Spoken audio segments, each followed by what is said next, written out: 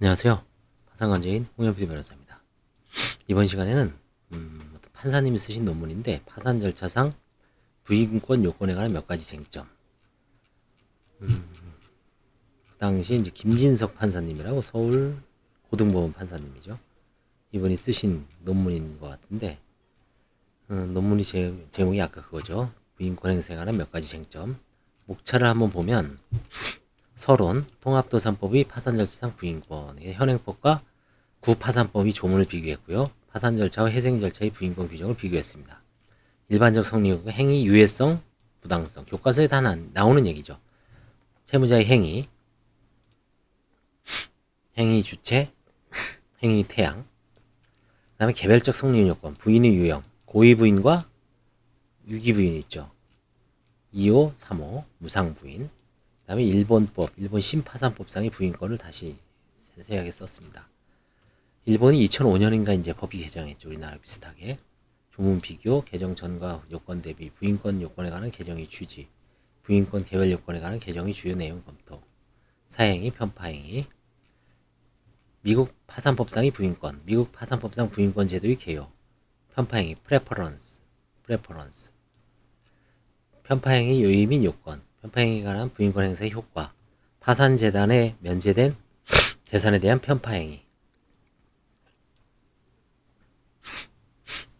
이것도 늘 고민하는 거죠. 그렇죠? 이런 겁니다.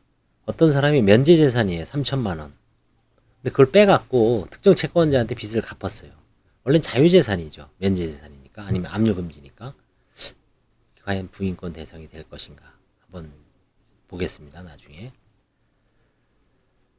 저도 옛날에 그런 거 한가한 적이 있는 것 같은데 한번 그 당시엔 이걸 깊이 생각을 못 했는데 한번 이런 논문이 있어서 한번 봤습니다. 사행위.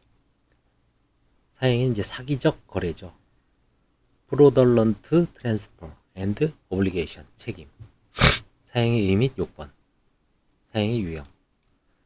그래서 이제 이걸 다 볼 수는 없고요. 이거 목차만 봤습니다. 실질적으로 제가 이제 보고자 하는 건 요 7번 케이스. 판사님이 쓰신 요 7번 케이스. 그 다음에 8번 케이스. 지금 좀 전에 얘기했죠. 부인권 행사 면제재산. 그 다음에 이제 9번 케이스. 부인권 대사와 면책 불허가 사유 관계. 사기 파산죄, 과태 파산죄. 요즘 많이 나오죠. 이 세 가지 케이스를 이제 한번 공부를 해보도록 하겠습니다. 그래서 이번 시간에는 본지 변제 적정 가격에 의한 부동산 매각 등에 관한 검토해서 학설과 판례, 적정 가격 두 가지를 한번 공부해 보도록 하겠습니다. 그래서 케이스를 나눠서 각 케이스만 한번 심도 있게 보죠. 하나 찍어서 지급정지 이전의 본지 변제가 고의 부인에 해당되는지 여부죠. 한번 케이스로 바로 넘어가겠습니다.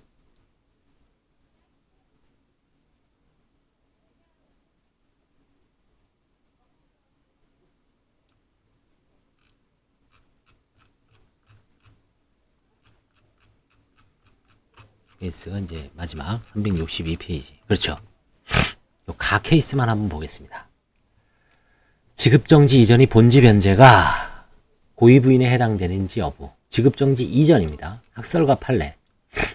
이행기가 도래한 채무의 본지에 따른 변제. 이른바 본지 변제는 변제를 받은 채권자 측에서 말하면 그 채권의 내용에 따른 급부를 수령한 것이 지나지 않고 그것 자체가 다른 채권자의 이익이나 권리를 해하는 성질일 것은 아니죠.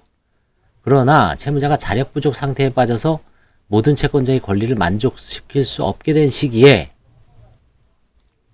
다른 채권자도 똑같이 변제의 재원으로서 기대하는 책임재산에서 특정의 채권자만 완전한 만족을 받고 다른 채권자는 불완전한 만족 또는 전혀 만족을 얻지 못하는 결과가 된다면 평등 변제를 기대하는 다른 채권자의 이익을 침해하는 것이라고 할 것이다.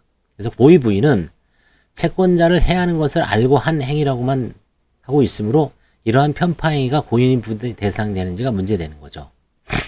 앞서 고의 부인에 관하여 본 바와 같이 종래 일본의 학설은 본지 변제는 파산자의 총재산의 증감을 가져오지 않으므로 사행위가 되지 않는 한 부인의 유형을 나누어 규정한 취지에 비추어 보면 고의 부인은 사행위를, 위기 부인은 편파행위를 그 대상으로 한다고 보이는 점 등을 논거로 하여 본지 변제는 고위 부인이 대상이 되지 않는다는 견해가 많았다.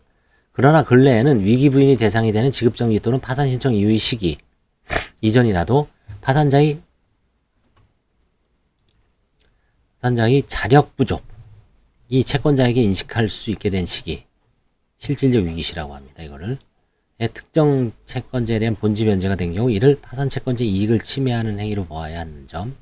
위기 부인에 관하여는 파산 선고보다 1년 전의 것은 부인이 대상으로 되지 않는다는 제한이 있으므로 파산 선고보다 1년 전의 변제 행위는 고위 부인이 대상으로 보아 부인할 필요가 있는 점 등을 논거하여 본지 변제도 고위 부인이 대상이 되는 견해가 다수설이 되었다. 판례도 앞서 본 바와 같이 본지 변제도 고위 부인이 대상으로 보고 있습니다. 고위 부인과 위기 부인을 구분하였고 위기 부인에서 파산 채권자를 해하는 행위와 채무 소멸 담보 제공 행위와 같은 편파 행위를 구분하고 있는 점. 고위 부인에는 그러한 구분을 하지 않고 파산 채권자를 해하는 것을 알고 한 행위라고 규정한 형태만 보면 편파 행위는 고위 부인에 좀 포함되지 않는다고 볼 여지가 있죠. 일본 신파산법은 이러한 해석상 문제를 입법적으로 해결하여 부인의 유형을 사행위, 편파행위로 분류하고 편파행위는 사행위에 해당하지 않음을 명백히 하였음은 앞서 본 바와 같다. 앞에 이제 해설 이론적인 거 나온 거죠. 즉 본지 변제는 사행위, 편파행위로 분류하고 편파행위는 사행위에 해당하지 아니함을 명백히 하였음을 앞에 본 것 같다. 즉 일본에서는 본지행위는 사회이사를 근거로 하여 부인할 수 없게 됐다. 하지만 지급 불능 후의 세무소멸행위는 편파행위로서 부인할 수 있게 되었으므로 실질적으로 개정 전과 같이 지급 정지 전이 본지 변제 행위를 부인할 수 있게 한 것이다.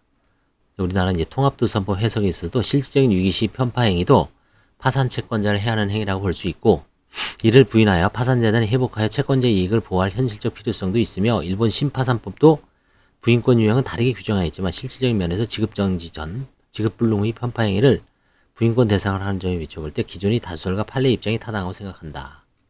실무상 이제 중요하죠. 친구나 친척 관계에 있는 사람에 대한 변제의 경우 부동산 매수자금으로서 또는 사업자금으로서 차용한 것이어서 부동산을 매각하거나 사업을 폐업하면 변제하기로 약속하기 때문에 변제하였다거나 사채업자의 변제 요구가 심했기 때문에 변제하였으며 채권자를 해하려고 한 것은 아니라는 주장을 많이 한다. 이와 같은 유해성이 인정되고 상당성은 인정되지 않는 경우가 많을 것이므로 부인권 행사를 함이 바람직하다고 생각한다. 결국은 이런 경우에는 부인권 대상이 된다는 게 이제 판사님의 입장입니다. 결론은 이거죠. 요거만 알아두십시오. 이것저것 편파행위. 근데 이제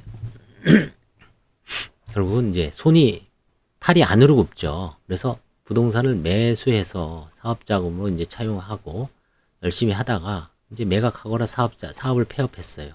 보증금 같은 게 남는 거 있으니까 당연히 그 당시에 꿔준 친구, 가족, 친지 아니면 이제 좀 심한 사채업자 이런 사람들한테 갚고 자기는 채권자, 사회이사는 부인하죠. 그러나 결국은 다른 일반 채권자들한테는 유해성이 인정되고 그 다음에 그 사람이 상당성이 인정되지 않는 경우가 대부분이죠. 상당성이 인정되려면 예를 들어서 편파 변제를 했어요. 근데 그 사람이 나보다 더 못 살고 그 사람도 거의 진짜 쫄딱 망했고 무슨 치료비에 다 썼어요. 그런 경우는 부인한 상당성이 있어서 부인권 행사를 못하는 거지 유해성은 인정되죠. 그래서 이런 경우에 이런 케이스를 케이스만 결론만 놓고 보고 이런 식으로 해서 사행위가 가능하다는 얘기죠. 감사합니다.